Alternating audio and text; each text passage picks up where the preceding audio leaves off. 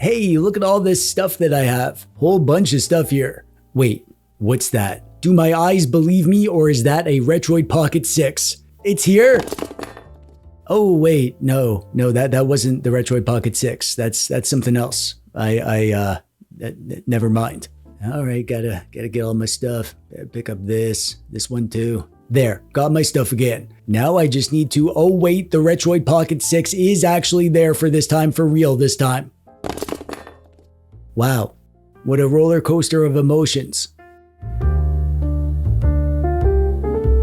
The Retroid products have always felt to me like the perfect middle ground. They're not super top end like the Odins and the Ioneos of the world, and they're not super budget like the Amberlicks or the Pow Kitties of the world. And they're not tasty like the Funyuns of the world. Retroid doodads really don't do anything amazing that we haven't seen before. But the reason that Retroid products are amazing choices is because of 4 things. Bang for the buck. Retroid products have always been a great value. They give you an experience that is close to the high-end devices, but without needing to take out a third mortgage on your Beanie Baby collection to afford them. The Retroid Pocket 6 is no different. You don't get anything new here. The chip, the screen, the shape, the look, the feel, the controls, the taste, it's all stuff we've seen before. But what is new is what you get for the price. This thing is $230, and for that, we get so much that it kind of makes all the other companies look like chumps. Except Funyuns, they're still great.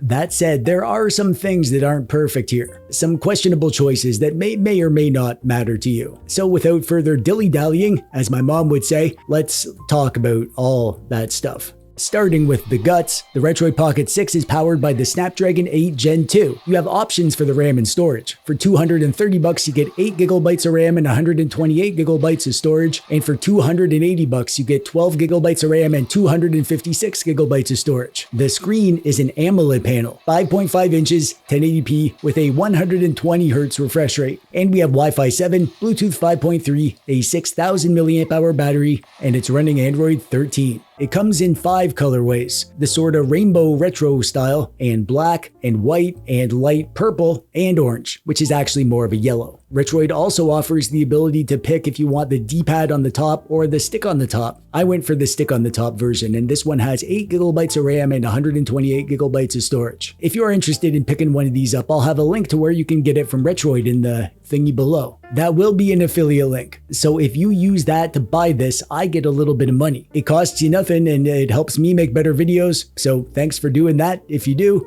and thanks for nothing if you don't. On the left, we have a select button, and my version has the stick up top and a D-pad down on the bottom and a home button down here. Front-facing stereo speakers. Yay!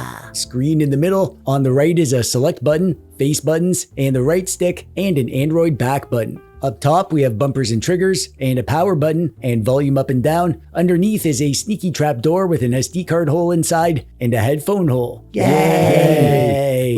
And a USB-C hole for charging and video out and all that stuff. Around back is 2 rebindable back paddle button function button things, and some exhaust vent holes up top, and some more holes here for intake.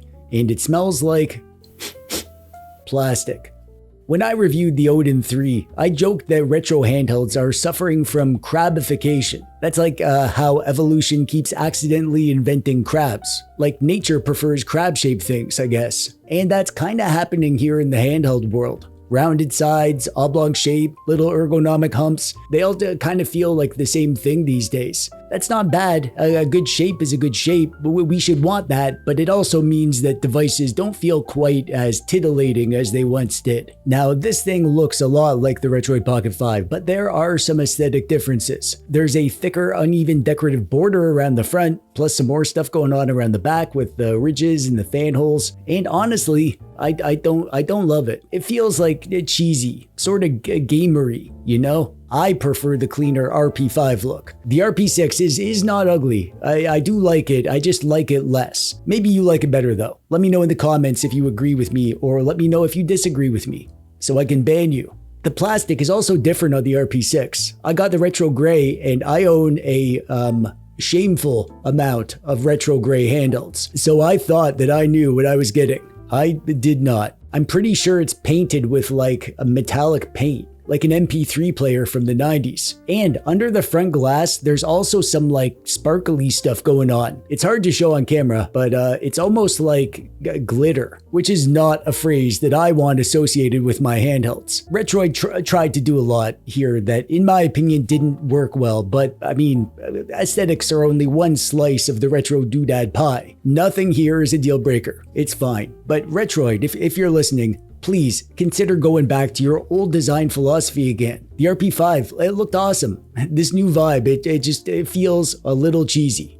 I still love you though. Regarding how it feels, they ditched the textured grip on the back. It's smooth now. I do not prefer this. I liked the texture, and I thought that we as a society had agreed that grip is good. Apparently not. Retroid went all smooth on us. It's not uncomfortable or anything, I liked it better before. The ergonomics overall are very similar to the RP5. I think the RP6 actually wins slightly because it's a bit thicker and a bit more rounded, so it fills out my hands better. However, the RP6 has back paddle buttons. I always hate back paddle buttons. They feel weird under my fingers, and these ones stick out enough that I'm constantly aware of them back there. Cramping my style, reminding me what a loser I am because I'm over 40 and I still live with my mom. That might just be me projecting though. They might not do that for you. The slightly thicker size and heavier weight means this thing is a bit less pocket friendly though. Let's check in with temporary pocket test guy to see what he thinks. Of course, TechDweeb, I'm here and ready to test the Retroid Pocket 6 in the pocket.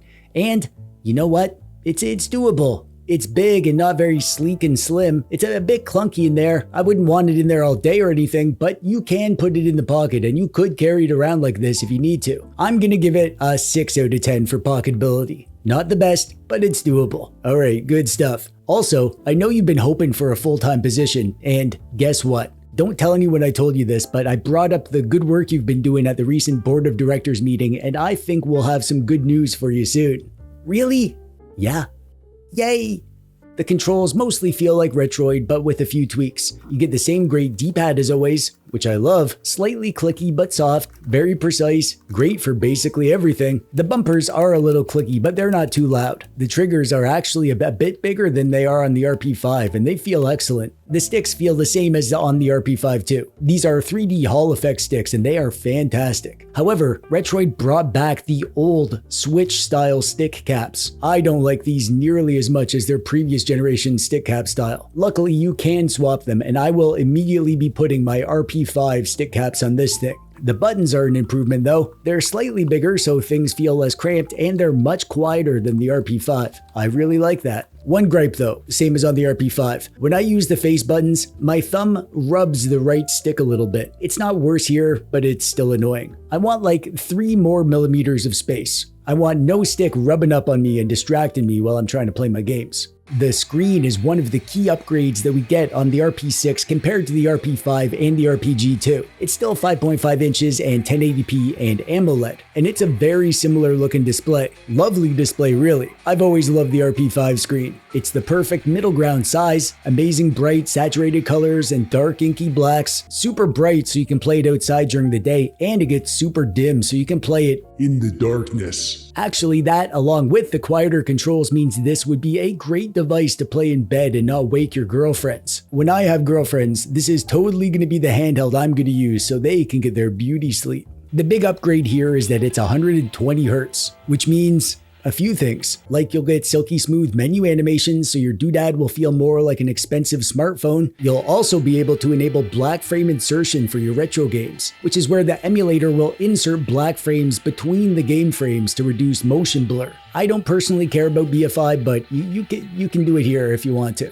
And most importantly, for games that support high refresh rates, like Android games and streaming your games, and Steam games running on your handheld via apps like GameHub. Any game that supports high refresh rates, you'll be able to play them in their full silky smooth glory. The sound is just okay.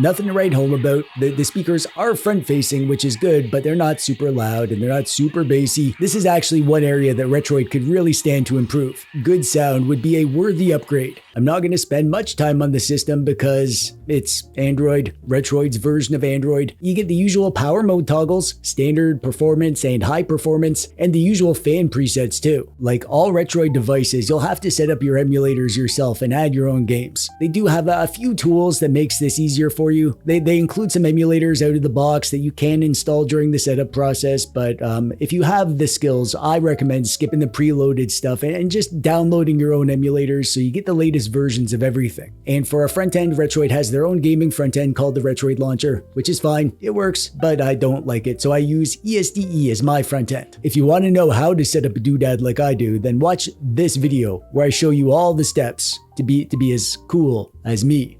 Now, we are coming to this Retroid Pocket 6 from the Retroid Pocket G2. At the time of filming, the RPG2 is $220, so the RP6 is only $10 more than the G2. We have the Snapdragon 8 Gen 2 in the RP6, and the benchmarks showed that the RP6 is about 5.6% faster than the G2 in CPU tests, and about 7.1% faster in the GPU tests. That's not a huge bump, however, for $10 difference, that's easily worth paying for the bit of extra performance in the RP6. Not to mention the 120Hz screen and bigger battery. So on paper, the RP6 is a worthy upgrade, and even off the paper, it's still pretty great.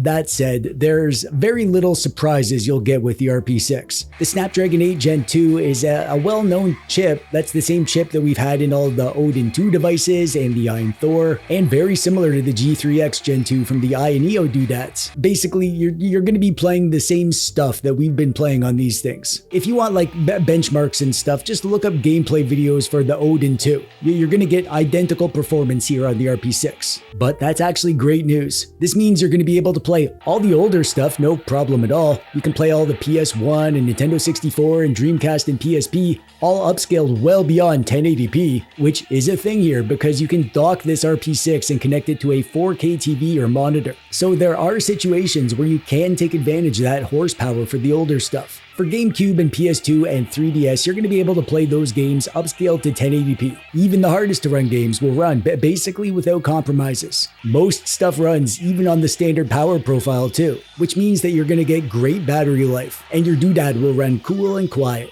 Because we're on a Snapdragon platform with good community support, we're going to get access to the custom turnip drivers, which means we'll have great compatibility for the high-end stuff like Switch and PC emulation via GameHub. The 8GB of RAM model for the RP6 should be fine for most use cases, but if you really want to push the frontiers of emulation, you should consider getting the 12GB of RAM model. Also, if you're into emulating your Steam games on GameHub, as of the time of filming, you need to store those games on your doodad's internal storage. No SD card allowed for that. So you might want to consider the 256GB model if you don't want it to fill up too quick, if you're going to do lots of PC stuff. I personally prefer to play smaller indie games on these things, and I can fit a ton of those in 128GB. I made a video about turning a handheld into a mini Steam Deck. The RP6 would be an amazing device for that sort of setup. We have a 6,000 milliamp hour battery here, so that's a bit of an upgrade over the previous 5,000 milliamp hours of the RP5 and the G2. I did 2 battery tests. A high-end test running a PS2 game with an uncapped frame rate, so it was going all out, and I calculated 3 hours and 20 minutes of game time like that. My low-end test was running an NES game, and I calculated, I'm not kidding here, 33 hours of game time. I didn't do a full drain test, and I am skeptical, but I let it run for a good long while, and I only lost 3% per hour. And I did the test twice to make sure I wasn't imagining things. So as far as I can tell right now, this thing will probably last you days and days, depending on what you're playing. The fan on this thing is substantial. It's quite a bit louder than the G2 when things get cooking. But if you're not pushing it to the max, you're not going to be hearing the fan at all most of the time. I personally like to lower the performance mode and lower the graphical requirements of my games when I can, just